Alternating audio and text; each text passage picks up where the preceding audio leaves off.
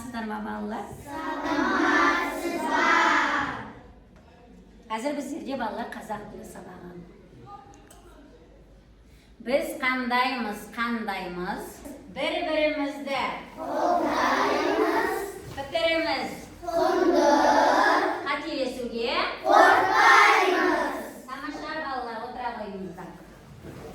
Ары қарай балалар, үйге қандай тапсырма берілді? Маған оны айта қойсын. Так, үйге берілген тапсырма.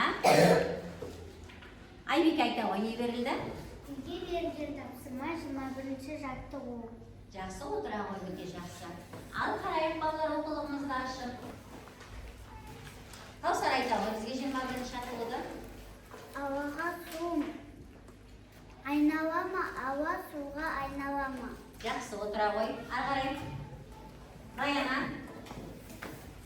Ауаға су айналама, ауа суға айналама. Өте жақсы. Еркенас. Ауаға су айналама, ауа суға айналама. Жақсы. Ары қарай. Нұрсайын айта ғой. Ауаға су айналама, ауа суға айналама. Тамаша, өте жақсы. Муслим айта ғой. Ауаға су айналама, ауа суға айналама. Өте жақсы бал. Мынадай қар қиыршықтары арқылы бағаланатын боласыңдар. Мен сіздерге әрбір тапсырма сайын орындаған жұмыстарыңызға мына дескриптор бойынша мен мынадай қар қиыршықтарын беріп отырам. Сіздер осы бүгінгі сабақта қар қиыршықтары арқылы бағаланатын боласыздар. Сабағымызды біздер қазір пысықтап жіберейік. Балалар, мына сұрақтарға жауап берейік. Бірінші сұрақ. Сөйлем дегеніміз не? Екінші сұрақ. Бізге Мұстафа айта ғой. Сөйлем аяқтаған ойды білдіреді. Сөйлемнің соңына нүкте не сұрақ белгісі не ветті сөйлем қойылады. Леп белгісі қойылады. Өте жақсы балалар. Ары қарай. Сөйлем айтылу мақсатына қарай неше түрге бөлінеді? Тамаша, бізге Фатима айта ғой. Сөйлем айтылу мақсатында үшке бөлінеді. Айтылу мақсатына қарай үшке бөлінеді. Хабарлы сөйлем, сұраулы сөйлем, лепті сөйлем. өте жақсы, отыра ғой. Қалай анықтаймыз? Каусар айта ғой. Өнерлі сөздердің байланысын сұрақ қойып білеміз. Дұрыс, өте жақсы балалар. Олай болса, сөйлем бізге оның ережені айта ғой бізге. Сөйлемдегі сөздер бір-бірімен байланыста болады. Олардың байланысын сұрақ қойып білеміз. Өте жақсы балалар. Балалар, ары қарай. Бүгінгі сабақта балалар біздер сөйлемдегі сөздердің байланысын одан әрі жалғастыратын боламыз. Қазір балалар қандай мезгіл? Қыс мезгілі. Өте жақсы, қыс мезгілі. Олай болса, қыс мезгіліне байланысты біз сөйлем ойлайықшы. Қыс келді, тамаша, тағы да қысташа қар жауды, жақсы. Олай болса, мынадай сөйлемді қазір тақтаға жазамыз. Далада қапалақтап қар жауды. Жақсы, қар қалың жауды. Олай болса, осы сөйлемді бәріміз балалар дәптерімізге әдемі етіп жазып аламыз. Дәптерімізді ашамыз, күннің жадын жазамыз балалар. Желтоқсанның 10-ы класс жұмысы. Қар қалың жауды.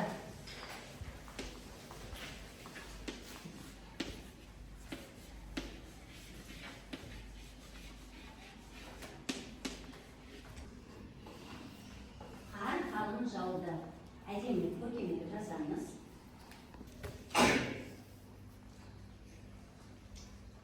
Қараймыз енді маған. Бүгінгі сабақта жауды сөйлемдегі сөздердің байланысын табамыз. Олай болса, барлығымыз бірігіп табайық. Бірінші сұрақ қою арқылы табамыз дедік жаңа, балалар. Так, айта ғой, тұра ғой. Қар қайтты, қар жауды. Дұрыс-ақ, олай болса, қарменен қандай сөз байланысады екен? Жауды деген сөз байланысады екен, дұрыс-ақ. Отыра ғой, өте жақсы. Ал Гаухар айта ғой. Қалай жауды? Қалың жауды. Өте жақсы, отыра ғой. Жолды бір-бірімен не істеп тұрып алалар? Байланыстырып.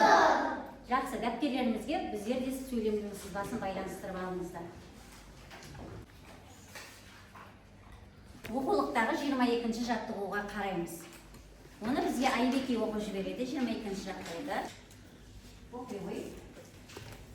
Лебі мұздай ызғары. Бірінші 22-ші жаттығу деп бастамастар. 22-ші жаттығу. Өлеңді мәнелеп оқы.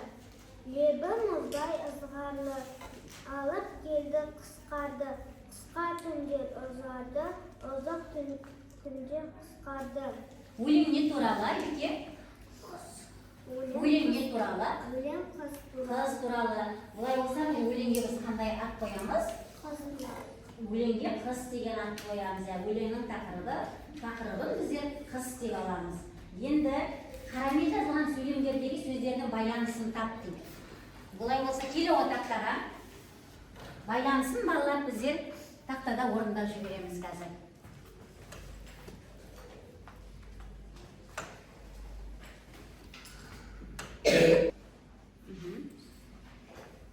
Сұрақ қоямыз. Қарамен жазылған берілген сөйлемді оқи қойшы бізге. Қысқа түндер ұзарды, ұзақ түндер қысқарды. Дұрыс-ақ, ал енді таба ғой. Түндер қайтты, түндер ұзарды. Дұрыс-ақ, өте жақсы. Арғарай. Қысқа дейінге сұрақ қоямыз. Қысқа дейінге сұрақ қоямыз балалар. Айта ғой. Еркен аз көмектесе ғой. Қандай түндер? Қандай түндер? Қысқа түндер. Байланыстыра ғой. Өте жақсы. Арғарай келесі жолды оқы. Ұзақ күндер қысқарды. Күндер қайтты, күндер қысқарды. Өте жақсы. Не қысқарды? Жоқ, не қысқарды дейміз балалар? Айтады. Дұрыс-ақ, мына кім айта ғой? Муслим айта ғой, сімізге Муслим айта ғой. Қандай деген сұрақ қоямыз дейді. Ұзақ, қандай күндер? Ұзақ. Оқулықтағы 23-ші тапсырмаға қараймыз. Бізге келесі тапсырманы Раяна оқи ғой бізге. Раяна оқи. Ол жұмбақты көркем жаз, шешімін тап. Оқып бере ғой бізге. Аспанда жастық сөгілді, аппақ мамық төгілді. Жұмбақтың шешімі не екен? Кім көмектеседі балалар? Кім көмектеседі? Дұрыс-ақ, міне Дархан тапты. Не екен жұмбақтың шешімі? Қар екен. Жақсы, тамаша. Так, дәптерімізді ашып, дәптерге орындаймыз.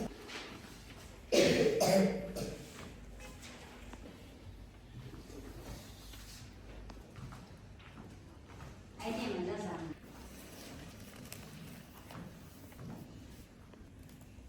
Аспанда жастық.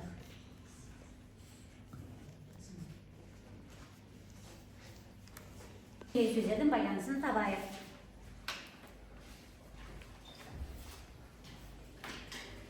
Қарағанымызды аламыз, байланыстырып сызамыз.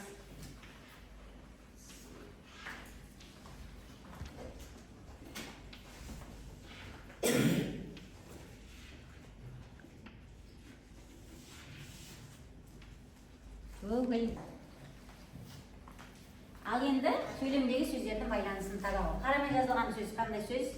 Қарамен жазылған сөйлем қандай сөйлем? Қарамен жазылған шығарамыз, дұрыс. Дауысын шығар. Мамық не істеді? Атқа қарай тұрамыз, иә. Мамық не істеді? Мамық төгілді. Байланыстыра ғой. Олай болса, мамық пен төгілді бір-бірімен байланысады екен. Дұрыс-ақ. Қарай. Қандай мамық? Аппақ мамық. Тамаша, өте жақсы. Дұрыс тапты ма балалар? Раянаға да біз бір балл бердік. Ішіне біздер табиғатқа байланысты сөздерді бөлек топтап аламыз. Түсіндік пе? Ал кетті. Кім шығады? Келе ғой Фатима. Фатима келе ғой. Табиғатқа қатысты сөздерді ана тақтаға топ. топтап бөлек шығарамыз. Қайсысы? Табиғатқа қатысты көл тұрса қалауы. Дауысын шығарамыз, е? Жоқ, мына жерге жапсырып қоя ғой. Келесі. Тағым шығады. Өте жақсы. Көтереміз қолымызды балалар, да? Қайсысы? Табиғатқа байланысты қайсысы? Ала ғой. Келесі тағы да. Тағы. Дұрысақ, қандай сөз? Аяз, дұрысақ. Тапсыра ғой. Тағы да, мына топтан айленіп келе ғой. Сөз? Бұлт. Дұрысақ. Тағы да, мына топтан келе ғой. Ала ғой. Табиғатқа қатысты аласың. Табиғатқа байланысты, тамам? Табиғатқа қатысты сөз аламыз. Боран жатады дейді, тұрсақ. Боран, даусыңызды шығарамыз. Тамаша, отыра ғой. Тағы бар ма екен, балалар? Тағы бар ма екен? Жоқ екен, өте жақсы. Осы сөздер жатады екен, е? Оқып жібереміз. Өте жақсы. Енді бұл сөздерді балалар біздер. Ойын арқылы енді біз бұл сөздердің тіркестерін табамыз. Сөз тіркесін табамыз. Келе ғой, айым келе ғой тақтаға.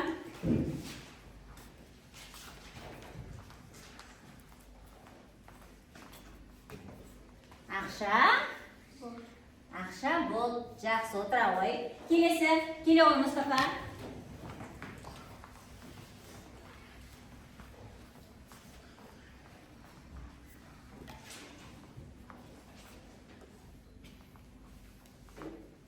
Айтып тұршы, айтамын. Оқы. Шалқар көл. Даусымызды шығарып, мына жаққа келгенде балалар, тақтаға келген.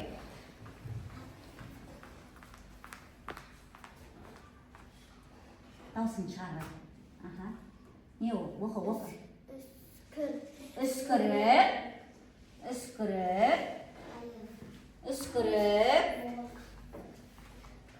Не болды? Үскіріп. Не екен? Аяз екен. Жақсы, тамаша. Әділжан келе ғой.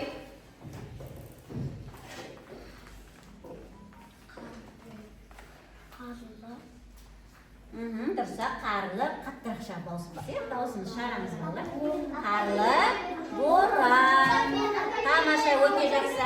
Келе ғой, Муслим келе ғой. Ұлпа, қар. Жақсы, тамаша, өте жақсы. Ал енді осы сөздерді пайдаланып, балалар біздер сөйлем құран жіберейік. Қай сөзге сөйлем құраймыз? Так, дұрыс екен міне біздің тапқанымыз балалар. Қай сөзге сөйлем құраймыз? Айта ғой. Так, Фатима айта қойсын. Далада үскірік аяз болып тұр. Молодец, өте жақсы. Мә ала ғой. Тағым құрайды. Далада қар жауды. Далада қар жауды. Жақсы, отыра ғой.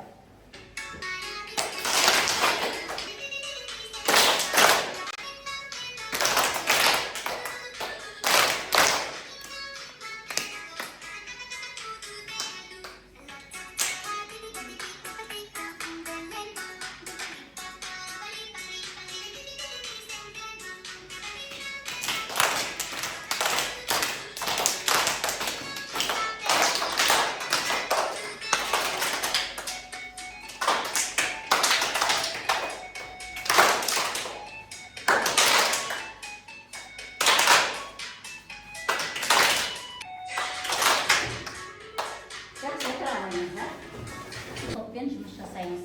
Мынау бірінші топтың тапсырмалары. Бір-бірімізге жақындаймыз балалар. Мынау екінші топтың тапсырмалары. Мынау үшінші топтың тапсырмалары. Бәріміз келеміз мына жаққа балалар. Бәріміз жақындаймыз. Тып-тыныш орындаймыз.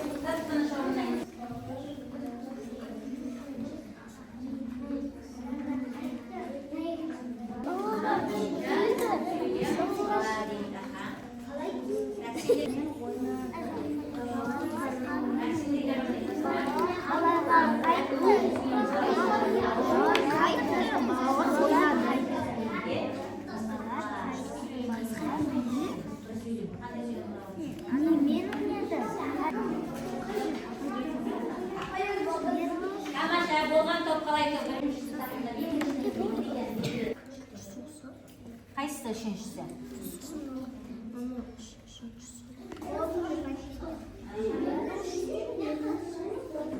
Bir қараймыз апайға қараймыз. Тамаша өте жақсы.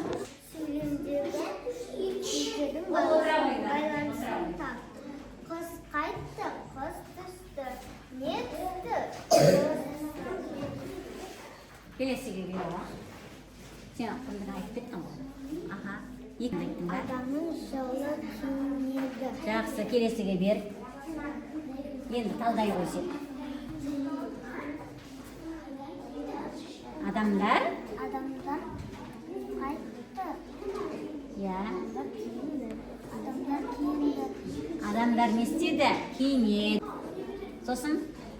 Қара киінді. Дұрсақ. Жылы киінді. Жақсы, келесіге бер. Аха. Балалар қармен ойнады. Аха. Балалар қайтты. Қолдайын берейін бе? Қаттырақ айт, қат. Балалар не істеді? Балалар ойнады. Немен ойнады? Қармен ойнады. Жақсы, тамаша. Іліп қоя ойындар.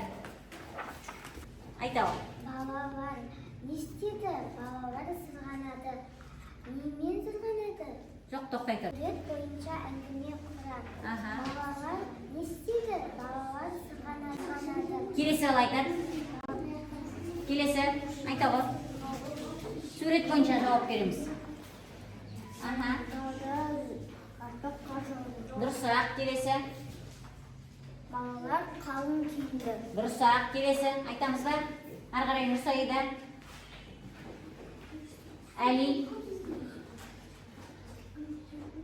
Я. Айналаның бәрі. Айнала әппақ қарға. Аха, айнала әппақ қарға оранған дейді. Ал енді сөйлемдерімді оқи қойыңдар. Балалар таудан сырғанады. Балалар не істеді? Балалар сырғанады. Немен сырғанады? Жоқ, немен демейміз. Қандай сұрақ? Қайдан сырғанады? Таудан сырғанады. Жақсы, отыра қойыңдар. Оны ауысқан сөйлемдерден мәтін құрастыр. Мәтінге ат қой. Ал сөйлемдерін оқып шыға қойыңдар, тамаша. Балалар мұзайданға Қаттырақ оқимыз. Балалар мұзайданға келді. Келесі. Жандос. Келесі сөйлемді оқи ғой, я. Айдос дейді. Ал кім дейсің? Жандос. Аха, Жандос. Оқы Дархан. Жандос бен Гүлзат. Гүлназ. Гүлназ конки теуіп жүр. Аха, келесі оқышы шақындап кел, оқимыз. Еркен аз оқы. Айжан мұнда бірінші рет келген. Дұрысақ, келесі. Ол әлі өздігінен қол Коньки тебе алмайды. Алмайды, арай баяна өзің айта бер. Оған достары көмектесті. Ал қандай сөйлемге сөйлем ұрадыңдар? Қандай Балалар келді, талдаймыз. қайда келді? Жоқ, балалар. Балалар не істеді? Аха. Балалар келді. Аха. Қайда келді? Жақсы, көре қойыңдар, тамаша, өте жақсы. Сызба бойынша сөйлем құрады. Қар жауды. Қар қайтты. Қар жауды. Не жауды? Қар жауды. Тамаша, өте жақсы. Келесі. Өмір далаға шықты. Аха. Тыңдаймыз, балалар. Қайда шықты? Далаға шықты. Тамаша, өте жақсы. Келесі. Айжан апасының үйіне барды. Қайда барды? Апасының. Бірінші солай талдаймыз ба, балалар? Жоқ, қайдан талдаймыз? Айжан Не істеді? Айжан барды. Кімнің үйіне? Апасының үйіне. Міне, балалар, тамаша, өте жақсы. Біздер тақтаға шығып, сіздерге бүгінгі сабақ ұнады ма? Енді қазір осы тақтаға шығып, сіздер соны көрсетесіздер. Келе ғой. Бүгінгі сабақ. Керемет. Бүгінгі сабақ. Келе ғой, бәрін келіңдер. Келе ғой.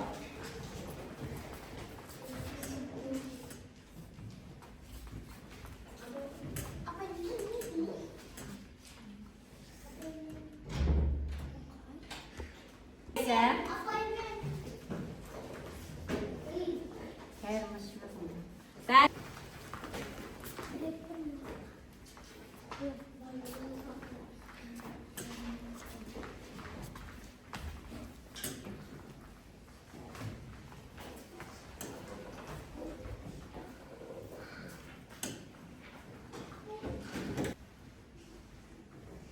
отыра ғой. Айша маған қара. Айша, сен не себепті жасыл түсті бастың? Өйткені маған бәрі түсінікті болды. Өйткені бүгінгі сабақтың барлығы тамаша, жақсы, отыра ғой. Келесі, келе ойындар басқаларың.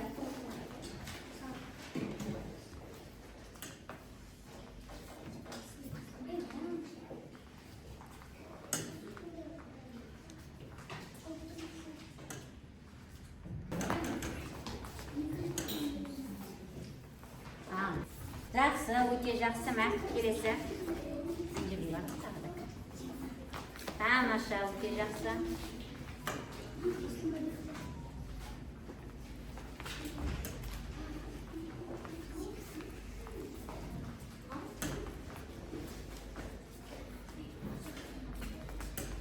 Тамаша балалар, өте жақсы. Бүгінгі сабақ барлықтарыңызға ұнаған екен. Олай болса, енді үйге балалар келесі жаттығуды аламыз. Сабақ аяқталды.